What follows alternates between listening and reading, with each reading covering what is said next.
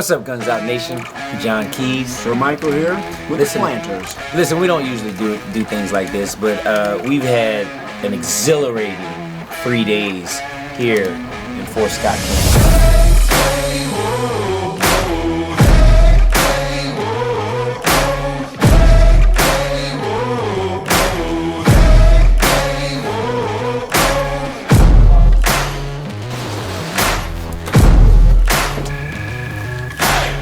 So we touch down and we go straight to Fort Scott headquarters, Fort Scott Munitions headquarters, that is.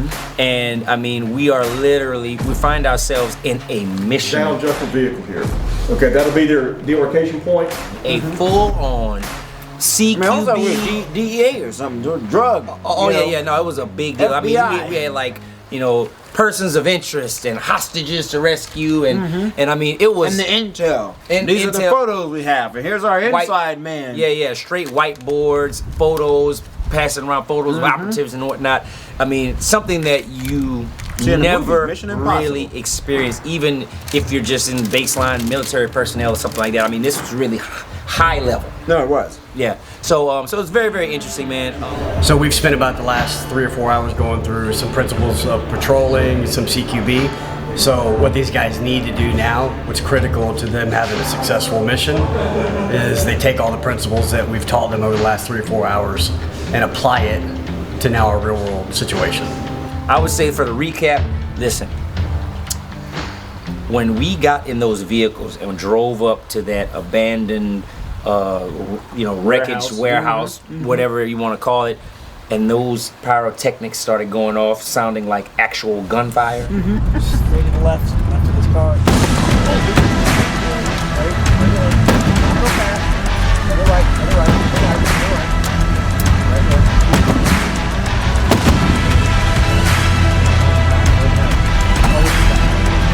Yeah, it hit the fan quick.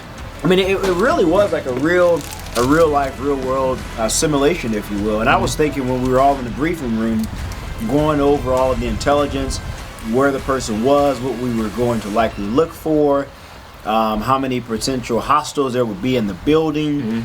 I mean, it was really insane to me. And for a moment, I literally felt like I was in a movie. Yeah. I mean, it was just something unexpected.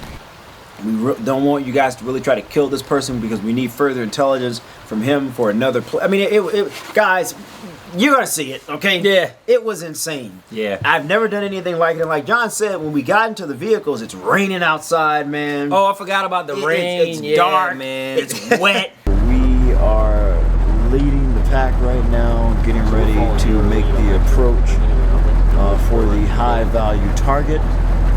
It's raining right now, it's dark, can't see anything, so this is the best kind of practice you can ask for, to be quite honest, just because the environment is just so imperfect.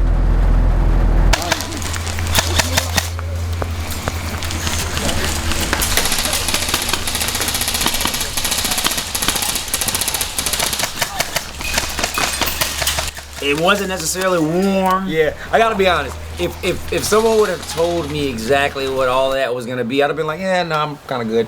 I'm kind of good. But once we got into the moment, it's like, oh, you're in it. You're in it, and it's like you gotta just go, but then it turned real fun, and so and we gotta shout out the airsoft community, right? Because we know John's always bringing up airsoft. We know you guys are there. So here's the thing. You see how disrespectful he is. He thinks that you guys, like, he doesn't hold you in the same regard as the people that actually run real guns. But no, I don't. I have no problem with it. But you have to understand. But you have to understand, like, they're not trying to be us. They're just doing what they can do when they can do it. And at the end of the day, nothing wrong with that. It's dope. It's fun. You know what I'm saying? Like, think about it. I mean, we had fun. You got to shoot somebody, Sherm. You can't shoot somebody with real bullets. I mean, and like walk away from it and simulate that. The only way you're gonna do it is with airsoft pellets. That's fair. That's fair. That's fair. I mean, look, John is right, but I will say this: the CQB training that we had during the day before the night mission came in handy. Yeah. Because there were so many freaking hostiles all over this place, man.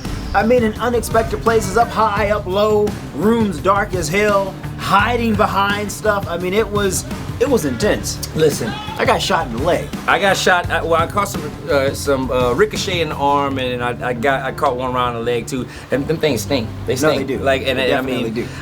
but they did a really good job, even with all of the non-threat people, the bystanders, Yeah. so to speak, and everybody's What's talking. going on here?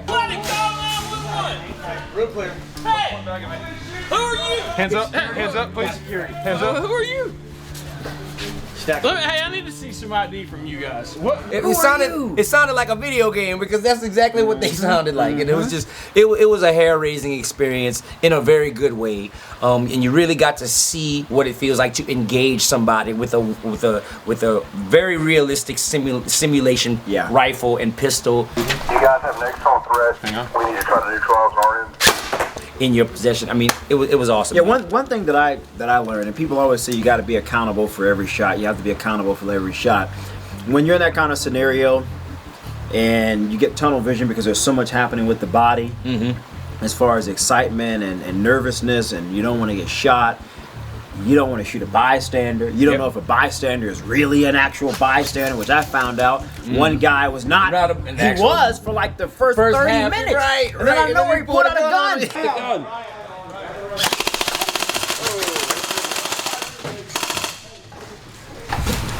Hands.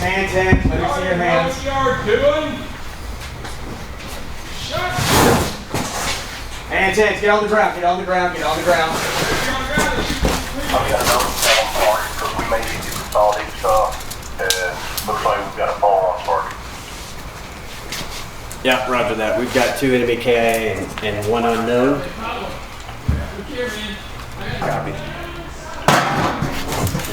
from GA. Go back shooting. Bring you to the 3 jackpot. Roger, confirming now. Turn your head to the left.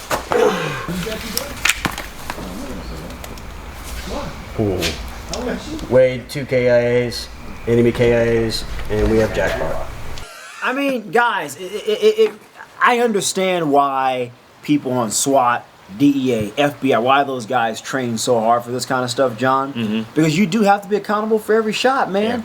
But there also is this level of nervousness, even though there is also anticipation because you've gone through all of the intelligence and the training of what am I going to expect when I go into this building. What are they going to have that may outpower us? I mean, there are all of these dynamics that are going through your head, guys.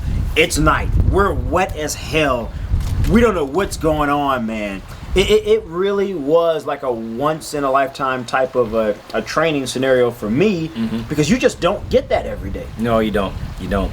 So shout out to Fort Scott Munitions for putting that together. That was a very good, unexpected add-on to the rest of this 72-hour Shout out to Wade and Kris, former Green Berets who trained us. They were outstanding individuals, man. I mean, those guys knew what they were talking about. And John and I have done a few CQB type things. I mean, it seems like, John, we're doing more and more of this. Have you noticed that? Yeah, absolutely. I mean, I think it's a natural evolution. No, I think you might be right. Yeah. I mean, from the very first episode where we kind of,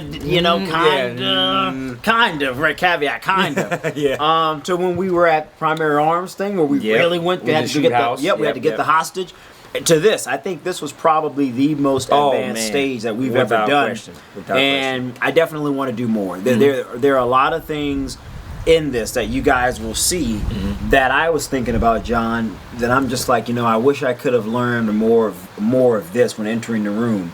Or better communications with your team members, right? Well, it went off the rails because we ran 2 missions. The first mission kind of went off the rails, and even the instructors admitted that, right? But I mean, it was just because we were broken up into cells. But then on the second mission, we all got to come together, right? I think everybody knew what to do at that point. So, well, I mean, we didn't want it to go off the rails again. You know what I'm saying? So everybody was crazy. Yeah, it was a little more focused. We had much more of an open area. But the second one, but also the second one, I felt like it was more.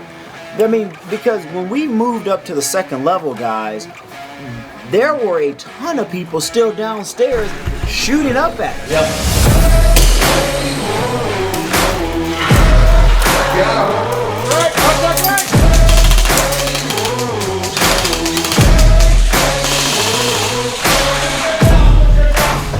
We had to quickly exit the building. We were rescuing an NGO in this one, as you'll see, and it was crazy because as we're trying to load this person onto the vehicle to get them out of there because he was injured, these guys were on the roof shooting at us. Yeah. I mean, man, this was a dynamic time. I had so much fun. I had a lot of fun. It was a way to break us in hard on the first night, man. That's so right. Shout out to Right. Fort Scott Munitions and everybody that was involved with that first night, and it really set the stage for an amazing couple days to follow. Oh, without a doubt. And we're going to be doing more CQB stuff because I love it. Absolutely, man. So hope you enjoyed the video, man. Remember, like, share, comment, And subscribe so let's go. and get some.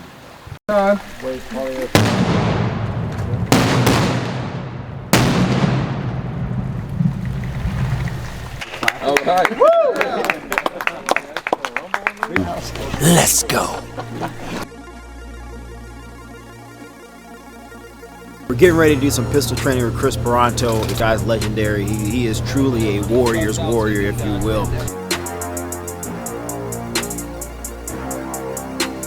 Get that secondary off. Fight.